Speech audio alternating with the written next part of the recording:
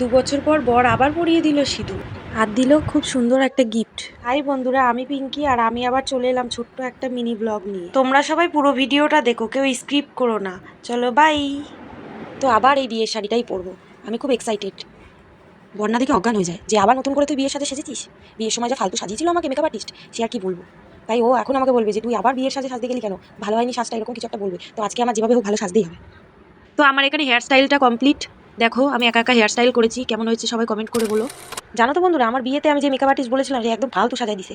কারণ ফালতু সাজানোর একটা কারণ, তার গল্পই শেষ হয় না। সে সাজাতে এসছে না গল্প করতে এসছে, বুঝতেই পারবে না। গল্প করেই যাচ্ছে না পেরে। আমার 6টার সময় লগ্ন ছিল, সে 3:30-এর পর থেকে আমাকে সাজাচ্ছে। তাতে তো অসুবিধা হবেই। তারপরে তো লাস্টে তাড়াহুড়ো বেঁধে গেছিলো। তারপরে আমাকে সেই জন্ম সাজান সাজাইছে।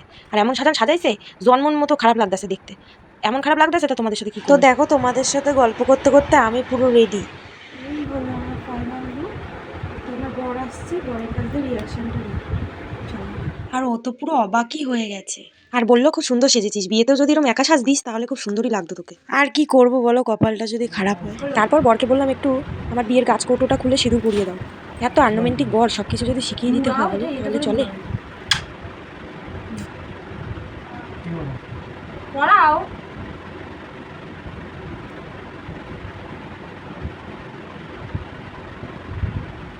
ভালো করে পড়াও, বড় করে পড়াও, যাতে কপালে পড়ে।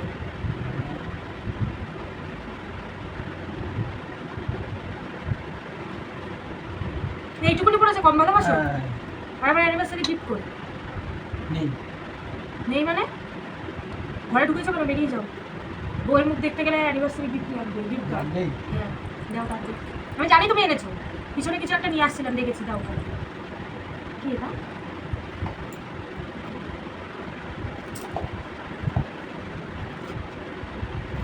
কি তুমি খুলে দেবে? তুমি খুলে দাও। এই চেনটা খুলে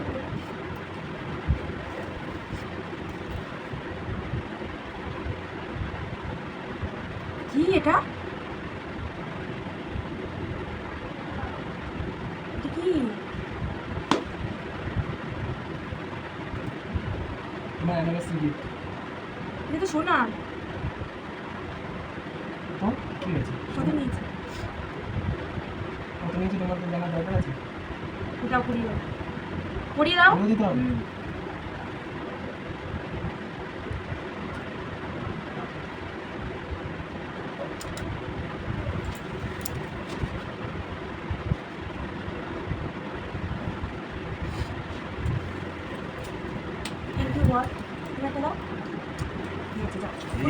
আর এই হলো আমার বরের দেওয়া আজকের দিনের সেরা গিফট। তোমাদের কেমন লাগলো সবাই জানিও।